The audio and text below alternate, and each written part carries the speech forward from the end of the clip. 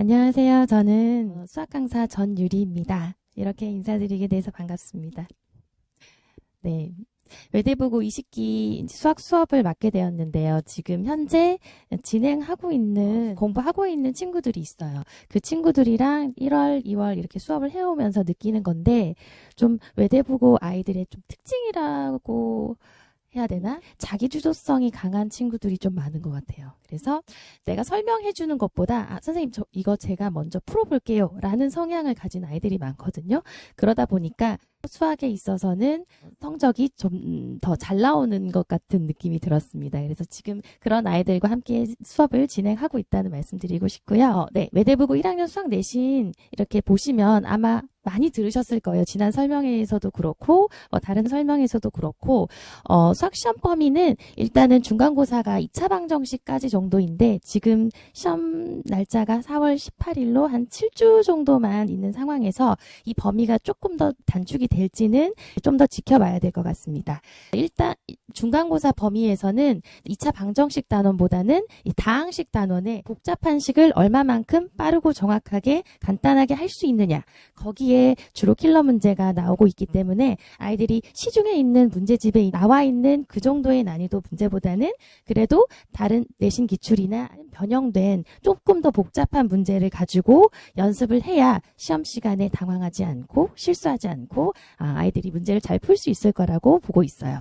그리고 1학기 기말에 중간에서 너무 만점자가 많이 나와서 이제 기말고사로 난이도 조절을 했는데 그때 보통 도형의 이동 부분을 조금 더 신경 써서 문제를 변형하는 편입니다.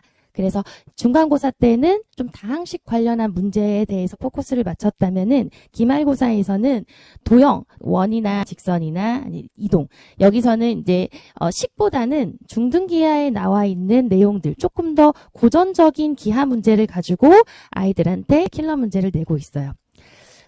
중간고사를 대비하는 아이들이라면 일단은 다항식, 복잡한 식을 빠르고 정확하게 정리할 수 있느냐, 그리고 기말까지 보고 있는 친구들은 도형 부분에 있어서 중등 과정에서 나왔던 고전적인 기하의 내용들을 정리할 수 있어야 내신 대비가 어느 정도 될 거라고 보고 있습니다. 그리고 문항수는 워낙 매년 달라지고 있는 추세여서 그렇게 큰 의미는 없지만 일단 작년에는 서술형 문항이 1개에서 2개 정도밖에 나오지 않았어요. 그리고 더 작년으로 넘어가면 서술형 문항만 8문제가 나와 있는 경우도 있었고, 그래서 문항수는 너무 신경을 쓰지 마시고 어떻게 변할지는 모르기 때문에 어떤 문제가 나와도 우리 아이가 잘 적응할 수 있을 정도로 대비를 탄탄히 해놓는 게 맞는 것 같습니다.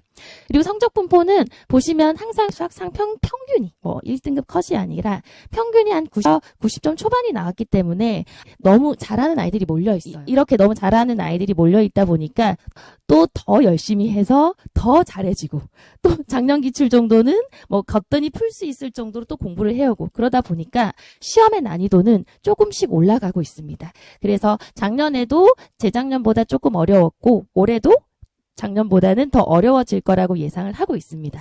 성적이나 외대부고 수학시험 내신에 대한 특징은 그래도 많이 들어서 어느 정도 아실 것 같고, 아이들이 또 기출문제를 많이 받아보고 이렇게 나오는구나 미리 이렇게 많이 접해봤을 거라서 3가지로 일단 정리를 해드리면, 일단 외대부고 수학 내신은 구성이 계속 바뀌어요.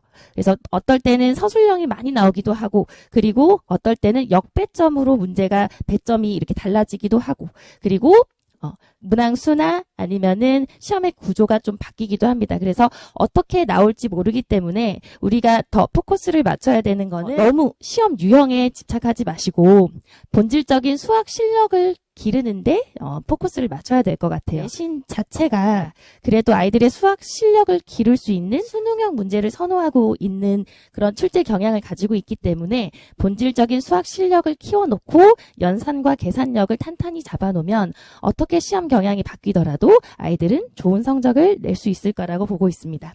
그리고 두 번째는 어느 정도 그 시험의 출처는 조금 정해져 있는 편이에요. 그래서 시험의 한 80% 정도는 학교 프린트랑 그리고 부교재에서 거의 나오고 있습니다. 그래서 유형 분석을 해보면 킬러 문제라고 불리는 객관식 마지막이나 아니면은 뭐 서술형에 있는 킬러 문제들이 다 학교 부교재에 나와 있는 문제거나 아니면은 프린트로 내준 문제들을 변형한 것들이 많아서 프린트와 내신 부교재를 우선적으로 공부를 하면은 어느 정도 그래도 킬러 문제를 접근할 수 있는 능력은 기를 수 있다라고 보고 있어요. 그리고 세 번째는 그래도 나는 만점이 목표다 하는 친구들은 일단 모의고사를 잘 활용해야 돼요. 외대부고 내신에서 가장 어렵다고 이게 작년 기말 마지막 시험에서 어렵다고 평가됐던 문제들도 모의고사 기반의 문제로 거의 이제 모의고사 30문제 중에 30번에 해당하는 문제였거든요. 그래서 아마 아이들이 처음 봤다면 푸는데 한 10분 이상 정도 걸릴 만한 그런 문제지만 아이들이 이제 미리 그거를 풀어봄으로써 시험 시간에 이제 짧은 시간 내에 그걸 충분히 이제 답까지 정확하게 낼 수 있도록 이제 공부를 해야 이제 완벽한 100점까지도 갈 수 있다고 보고 있습니다.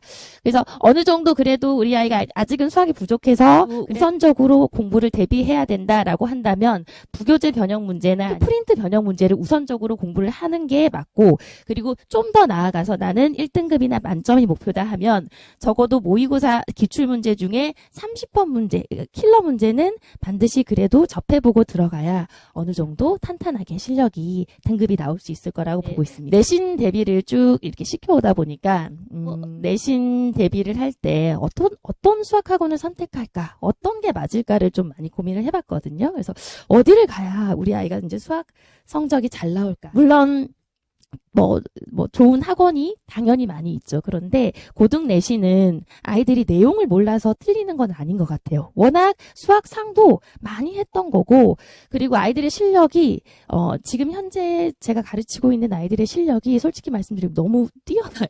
너무 뛰어나서 제가 매번 새로운 문제 유형들을 이제 매번 찾아서 아이들한테 제공해주고 있거든요. 워낙 기본기가 뛰어나기 때문에 뭔가 나한테서 새로운 내용을 배우려고 오는 것보다는 그 아이들의 약점을 찾아주고 그리고 항상 신유형을 좀 제공해주고 자기가 부족한 부분에 대한 좀 피드백을 받을 수 있고 보완을 할 수 있는 그런 학원을 찾는 게 아닐까라는 생각이 좀 짙어지면서 저도 많은 내용을 가르치기보다는 그래도 아이들이 모르는 부분에 있어서 최대한 질문을 받아주고 이해되지 못한 부분에 대한 보완을 해주는데 좀 집중을 하고 있습니다. 그래서 학원을 선택을 한다면 그래도 우리 아이의 약점을 얼마만큼 잘 캐치해주고 그리고 그 약점을 어떻게 보완해 줄 수 있는지를 중점적으로 학원을 선택할 것 같아요.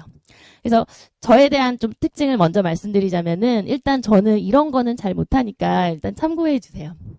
일단 제가 공부를 하면서 동기부여를 받으면서 공부를 했던 스타일은 아닌 것 같아요. 그래서 어떤 친구들은 좀 동기부여가 필요한 친구들도 있을 텐데 제가 고등학교 시절을 보면은 그냥 아무 생각 없이 공부했던 것 같거든요. 그래서 우리 같이 지금 수업하고 있는 친구들도 보면은 일단 조금 조용한 분위기고 그리고 공부에 집중하는 분위기인 것 같아요. 그래서 다른 좀 재미있는 요소는 없지만 항상 그 3시간 동안에 수학 문제를 풀고 수학에 대한 얘기를 하고 이렇게 좀 공부에 집중하는 이런 스타일이어서 제가 아이들한테 좀 재미있고 좀 유쾌하고 이런 선생님은 좀 아닌 것 같아요. 그리고 두 번째는 그냥 대충 넘어가지는 못하는 스타일인 것 같아요. 그래서 숙제를 못 해오거나 아니면 불성실하거나 아니면은 수업 태도가 조금 다른 사람한테 방해가 되는 거에 있어서는 조금 더 제가 예민하게 반응을 하는 편이라서 그런 것들은 되게 주의를 주고 있습니다. 그리고 아이들이 이렇게 공부를 하다 보면 지금도 어머님들의 표정을 제가 하나하나 관찰하고 있는데 이제 수업을 제가 계속 말만 하다 보면은 어느 순간 이렇게 약간 동공에서 뭔가 이렇게 혼이 빠져나간 듯한 그런 느낌을 딱 받을 때가 있어요. 아, 집중력이 떨어졌구나. 그걸 항상 체크하고 있습니다. 그래서 그때쯤이면은 이제 좀 패턴을 바꿔서 아이들이 자기가 푸는 거를 더 좋아하는 친구들이 많거든요. 내가 얘기해 주는 것보다. 그래서 그때 되면은 조금 분위기를 바꿔서 우리 한번 풀어보자. 이거 어떻게 풀까? 조금 토론식으로 수업 방향을 바꾼다거나 이렇게 좀 아이들의 표정 하나하나를 좀 살피면서 하는 스타일인 것 같습니다. 그리고 네 번째 가장 조심해야 되는 거는 물론 너무나 잘하는 친구들이 많다는 거는 알고 있지만 스스로를 과대평가하는 것에 있어서는 조금 용납을 못하는 편이에요. 그래서 어떤 친구들은 이거 쉬운 문제인데 조금 안 풀면 안 돼요 하는 친구들이 있어요. 근데 전교 1등도 실수를 하거든요. 그러니까 실수를 하지 않기 위해서 쉬운 문제든 어려운 문제든 쉬운 문제는 빠르고 정확하게, 그리고 어려운 문제는 조금 더 빨리 방법을 생각해내도록 어떤 문제든지 자기한테 주어진 문제를 소화하도록 이렇게 지도를 하고 있습니다. 그리고 5번째는 일단 공백이 있는 거를 제가 좀 약간 못 찾는 성격인 것 같아요. 그래서 하루라도 뭔가 수학을 안 하거나 아니면 수업이 없거나 뭔가 내 할 일을 안 하면은 굉장히 무너지는 스타일이거든요. 그래서 아이들의 숙제 관리에 있어서도 매일매일 체크를 하고 있는 편이고, 그리고 아이들이 매일 수학을 적어도 몇 문제씩은 풀 수 있게 이렇게 매번 체크를 하고 있습니다. 그래서 제가 못하는 걸 미리 말씀드렸고, 이제는 제가 잘할 수 있는 걸 좀 말씀드릴게요. 저는 이런 거는 이제 좀 잘하는데, 일단 제가 절제력이 조금 있어요. 그래서 아이들이 이제 수업을 하다 보면은 이 외대부고 친구들은 성향 자체가 좀 자기가 스스로 뭔가 해내는 거를 성취감을 느끼는 것 같아요. 그래서 제가 다 이렇게 끝까지 풀어주면 그렇게 표정이 안 좋더라고요. 그래서 어느 정도 힌트를 주면서 어느 정도 아이가 이제 풀 수 있을 만한 생각이 들 때까지 조금 기다려주는 편입니다. 그래서 저희가 이제 아이들이 많은 인원이 아니기 때문에 그런 것들이 이제 가능한 거고요. 2번째는 이제 변신이라고 글을 써놨는데, 제가 사람의 좀 성향을 많이 빨리 캐치하는 편이라서 이 친구는 좀 내가 가르쳐주는 것보다 자기가 먼저 푸는 걸 좋아하는구나, 아니면 이 친구는 조금 자세한 설명이 필요하구나, 아니면 이 친구는 아예 터치 안 하고 자기가 다 풀 때까지 말 걸지 않는 걸 좋아하는구나를 캐치를 빨리 하는 편이에요. 그래서 이제 수업하는 친구들의 성향을 파악하여 이 친구들을 지도할 때는 먼저 내가 이렇게 설명을 하기보다는 그래도 걔가 먼저 설명을 할 수 있게 유도하는 편이고, 그리고 약간 부끄러워서 질문을 못하는 친구들도 있거든요. 그러면 딱 보이면 먼저 제가 다가가서 설명을 하기도 하고, 이렇게 좀 성향 파악을 많이 하여 아이들마다 조금 가르치는 방법이 좀 다릅니다. 그리고 3번째는 제가 채점 같은 거나 아니면 확인 같은 거를 제가 직접 하는 편이에요. 그래서 조교 선생님한테 맡기는 것보다는 아이들이 시험을 쳤을 때의 그 풀이 과정을 포함한 문제들에 대한 채점을 제가 직접 하는 편이고, 숙제 확인도 직접 하고 있습니다. 정확하게 했는지, 풀이 과정이 좀 바른지, 비약은 없는지를 좀 체크하고 확인하고, 진짜 알아? 확실해? 이렇게 자주 묻는 편입니다.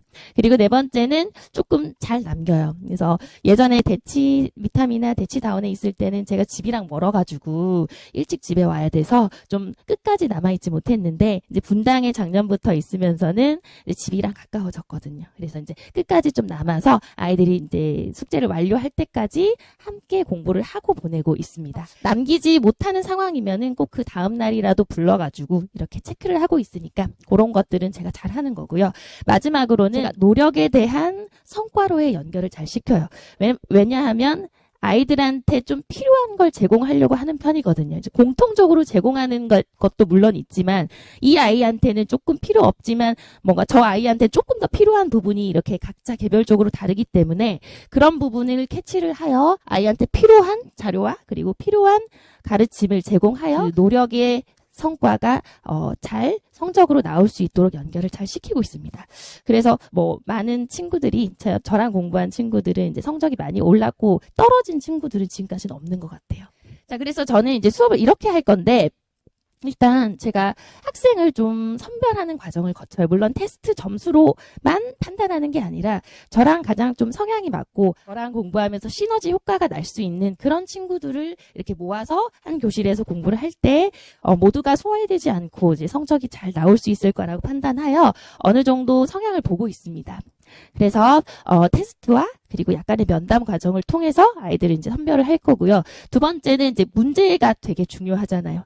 양이 많은 것도 물론 중요하지만 문제에는 우선순위가 있기 때문에 그 문제에 대한 선별을 하고 있어요. 그래서 아마 입학을 하고 부교재가 결정이 되고 프린트물이 나오면 이제 본 교재가 나오게 될 텐데, 그 전에는 아이들이 가장 우선적으로 알아야 될 것들을 선별하여 제공을 하고 있습니다. 그럼 양이 부족하지 않느냐라고 말씀은 하시는데, 지금까지 진행해 오면서 문제 양이 부족했던 적은 한 번도 없었고요. 문제는 여전히 많이 있으니까 문제 양이 부족하다는 거에 있어서는 걱정을 하실 필요가 없을 것 같아요.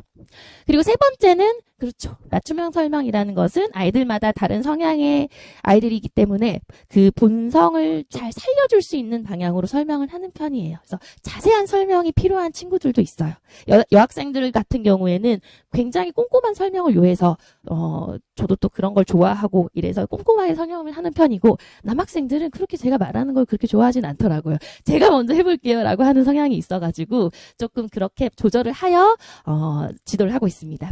그리고 네 번째는 이제 신구조 수업이라고 좀 거창하게 이야기를 해봤는데, 공통적으로 아이들이 꼭 알아야 되는 것들은 판서형으로 이제 짧게 수업을 하고, 그리고 아이들이 이제 중점적으로 봐야 되는, 많이 실수하는, 이거 다 풀 수 있는 거 아니야? 쉬워 보이는데 분명히 오답률이 많은 문제들이 있어요. 그런 것들은 이제 같이 토론식으로 이제 수업을 진행하고, 마지막에 추론형이나 아니면 아이들이 취약한 문제들 같은 경우에는 이제 아이들이 스스로 풀어보게, 이렇게 조금 판서도 하고 푸는 시간도 갖고 토론도 하고, 이렇게 소규모의 수업으로 이루어지다 보니까 그 세 개를 동시에 진행을 하고 있습니다. 그래서 취약형 문제나 아니면 추론형 문제가 어느 정도 다 소화된 친구들한테 있어서는 이제 킬러 문제, 매력적인 문제들 있잖아요. 그런 것들을 제공하여 아이들이 먼저 접할 수 있게, 자기가 먼저 접해봐야 자기의 한계를 또 느끼거든요. 그래서 그런 문제들까지도 아이들한테 제공을 하고 있습니다. 그리고 이제 마지막은 이 네 가지의 방법으로 최대한 그 아이들한테 맞춰서, 그쵸? 우리 아이한테 맞춰서 그 필요한 것들을 제공함으로써 마지막에는 반드시 그 노력이 성과 나타날 수 있도록, 보상을 받을 수 있도록 만들어주는 게 또 제가 이렇게 할 예정인 것들입니다. 자, 저는 이제 수학만을 생각하는 여자여가지고 마지막에 이렇게 좀 웃기게 하려고 이렇게 했는데, 수학만을 생각하는 수학 강사 전유리였습니다. 네. 감사합니다. 네. 질문. 네. 일단 테스트를 보고 지금 있는 아이들은 성적이 비슷하거든요. 그래서 만약에 지금 있는 반에 이제 들어갈 수 있을 실력이 어느 정도 갖춰지면은 이제 입반이 가능할 것 같고, 네, 지금 진짜요? 1월, 2월에 지금 진행하고 있어요. 그래서 애들이, 물론 이번 애들은 다 잘하는 건지 아니면 우리 학원에 있는 애들만 잘하는 건지 되게 잘하더라고요. 진짜요? 개설됐는데. 네. 아, 맞아요. 지금 너무 잘 운영되고 있고, 있는 친구들이 되게 성향이 괜찮아요. 그래서 문제에 대한 그런 진심이 있는 친구들이라서 서로서로 토론도 하고 긍정적인 효과로 좀 공부를 잘 하고 있어요. 네. 아이들마다 또 애들 많은 거를 또 선호하는 친구들도 있는데, 조금 소규모를 선호하는 친구들도 있어가지고 그거는 좀 애들마다 다른 것 같아요. 네, 맞아요. 네, 맞아요. 잘하고 열심히 하고. 네. 그거는 원장님이랑 조금 얘기를 해봐야 되는데, 웬만하면 저희는 장기적으로 보고 있기 때문에 외대부고반을 계속 키워나갈 생각이거든요. 그래서 그런 거에 있어서는 좀 긍정적으로 생각하지 않을까 보고 있습니다.